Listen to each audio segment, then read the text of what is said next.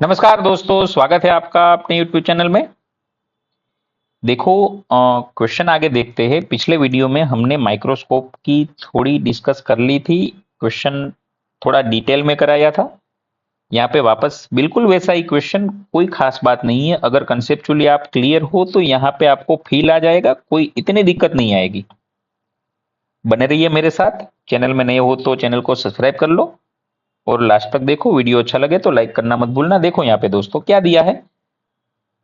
A person with a normal near 0.25 centimeter using compound microscope with objective of focal length 8 mm and eyepiece of focal length 2.5 centimeter can bring an object placed at 9 mm from the objective in sharp focus. What is the separation between the two lenses? Calculate the magnifying power. चलिए वापस वही कहानी जो पिछले question में थी। अगर आपने पिछला क्वेश्चन नहीं देखा है तो आप देख के आओ, अच्छा लगेगा आपको। चलिए, यहां पे मेरे पास एक माइक्रोस्कोप है। चलिए, ये रहा माइक्रोस्कोप। एक ये हो गया अपना ऑब्जेक्टिव लेंस और यहां पे मान लीजिए ये हो गया अपना आईपीस। चलिए, हमें ये पूछा है कि ये दोनों लेंसेज के बीच की दूरी क्या होनी चाहिए।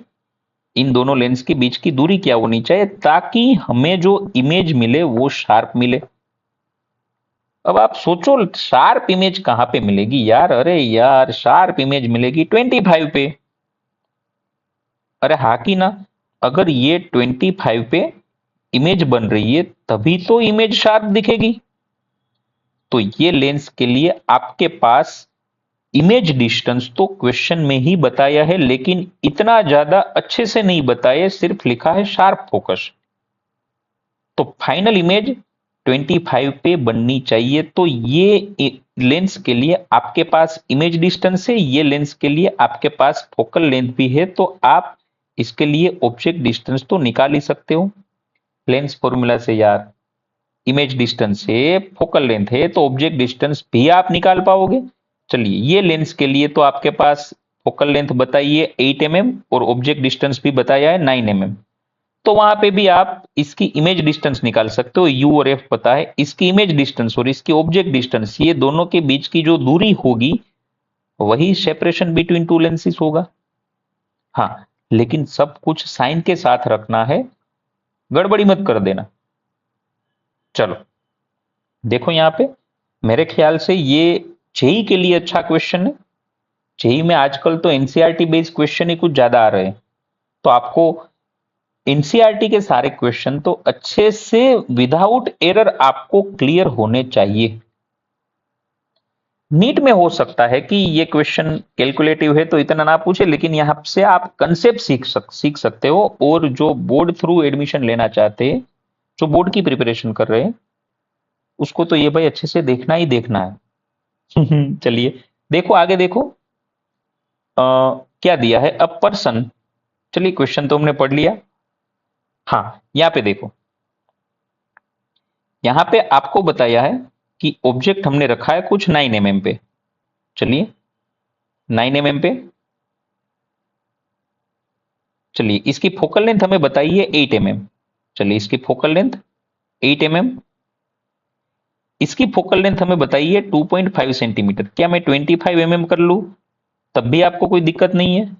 जी हाँ, बिल्कुल नहीं है, इसमें कोई खास बात नहीं है। चलिए, इसके बाद अब ये जो आईपीस है, इसके लिए फाइनल इमेज अगर 25 पे बनेगी तो ही ये शार्प इमेज बनाएगा। जी हाँ, बिल्कुल। तो क्या मेरे पास आईपीस के लिए इमेज डिस्टेंस भी है 25 सेंटीमीटर? एमएम में रख लो, कोई दिक्कत नहीं है, अच्छा रहेगा। कैलकुलेशन में भी 250 mm नेगेटिव में लेना है। पिछले वीडियो में बात की थी, इमेज यहां पे बन रही है, ऐसे मेजरमेंट करेंगे। रे आ रहे हैं ऐसे, रे की अपोजिट डायरेक्शन में, बिल्कुल नेगेटिव। बात तो सही है भाई आपकी। चलिए, क्या इसकी फोकल लेंथ 25 mm होनी चाहिए और वो भी प्लस होनी चाहिए। 2.5 सेंटीमीटर बताई थी हमने, एमएम में कन्वर्ट कर लिया। क्या यहां से यूई निकाल सकते हो? जी हाँ, बिल्कुल। 1/VE minus 1/UE equal to 1/FE। कोई बड़ी बात नहीं है। चलिए, तो 1/VE minus 1/UE equal to 1/FE हो जाएगा। ये तो मैंने वही लिख लिया यार वापस। चलिए FE को ले लो इधर, तो क्या यहाँ पे UE सामने चला जाएगा, प्लस हो जाएगा। चलिए ये इधर आ गया, इसको ले लिया इधर, कोई खास नहीं है। आपको UE बताया था, सॉरी VE माइनस 250, तो क्या यहाँ पे माइनस कर लूं 250। FE आपको पता था 25 mm, वो भी प्लस ही था 25, तो यहां से UE, तो अगर आप यहाँ पे LCM 250 ले लो तो आपको UE तो आराम से मिल जाएगा। चलिए, और वो UE कुछ मिलेगा -11/250 इक्वल टू 1/UE। चलिए ये भी ठीक है। तो UE ये हो जाएगा -250/11, और -250/11 करोगे आप तो यहां पे ये हो जाएगा 22.7 mm।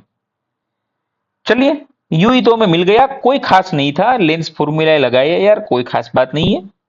शार्प इमेज बनानी थी 25 पे, बना दी 25 पे, और इसकी फोकल लेंथ हमें पता थी, तो हमें इसका ऑब्जेक्ट डिस्टेंस पता चल गया, और नेगेटिव आया, और नेगेटिव भी आना चाहिए। क्यों नेगेटिव? क्योंकि ये इधर बन रहा इमेज, सॉरी ऑब्जेक्ट इधर होगा इसका, इसके लिए ऑब्जेक्ट यहां कहीं पे फॉर्म होगा।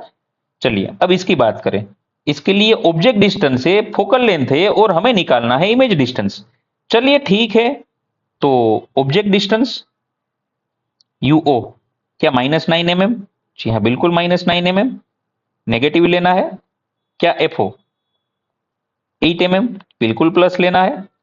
तो क्या यहां वापस लेंस फॉर्मूला लगा के 1/VO माइनस 1/UO को मैं पहले से ही सामने भेज दूं, प्लस हो जाएगा 1/FO प्लस 1/UO हो जाएगा। चलिए, वैसे 1/FO focal length of objective 8 minus 1 sorry plus, लेकिन यहां पे U माइनस है तो ये बात तो सही है, माइनस हो जाएगा। चलिए, क्या ये अगर आप कैलकुलेशन करोगे तो क्या हो जाएगा, VO इक्वल टू यहां पे हो जाएगा 8 9 जा 9 8 जा 72 mm मिलेगा, और ये प्लस ही मिलेगा। चलिए, तो हमें यहां जो इमेज बनेगी वो यहां से दूरी पता चल गई 72 mm, और यहां से भी दूरी पता चल गई माइनस, अब माइनस तो नहीं लेना है, नेगेटिव है, इधर बनेगी, पता चल गया 22.7। क्या अब इन दोनों को अगर आप जोड़ दो तो आपको ये दोनों लेंसेज के बीच की दूरी मिल जाएगी? जी हाँ बिल्कुल। तो ये दोनों लेंसेज के बीच की दूरी आपको मिलेगी करीब करीब 94.7 mm में। फिर आप सेंटीमीटर में कन्वर्ट कर लो, 9.47 सेंटीमीटर आ जाएगा। और आपको निकालना है मैग्निफिकेशन, तो मैग्निफिकेशन का फॉर्मूला भी आपको पता है। हाँ, दूरी आप अपने हिसाब से लिख लेना, distance between two lenses 72 plus 22.7। Negative तो हमें सिर्फ बता रहा था कि ये -22.7 में नेगेटिव इधर या इधर, तो ये इधर आया, ये दिखा रहा था ये। चलिए, तो लेकिन डिस्टेंस मेजरमेंट करने में तो ये आप नेगेटिव नहीं गिनना है, मोड लेके करना है। चलिए, फिर भी यहां मैं लिख लू L equal to mod of VO plus mod of UE। कोई खास बात नहीं है, मैग्निफिकेशन भी आप लिख सकते हो, VO/UO 1 प्लस D/FE, क्योंकि फाइनल इमेज 25 पे बन रही है तो 1 प्लस D/FE लिखना चाहिए। फाइनल इमेज इनफाइनाइट पे बन रही होती तो ओनली D/FE लिखते। चलिए, यहाँ पे सब वैल्यू है, VO हमें मिल गया है, UO हमें पता था, FE हमें पता है, कर लेना। अब तो ये करीब करीब 88 आएगा। ये 88 ये दिखा रहा है कि हम ऑब्जेक्ट को जितना बड़ा देख सकते हैं उससे भी ये 88 टाइम बड़ा दिखाएगा। वीडियो अच्छा लगा हो तो दोस्तों लाइक कर लेना, और अगर कुछ भी आपके प्रॉब्लम्स है तो आप कमेंट में बताओ, सॉल्यूशन लाने की हम पूरी ट्राई करेंगे। थैंक यू दोस्तों।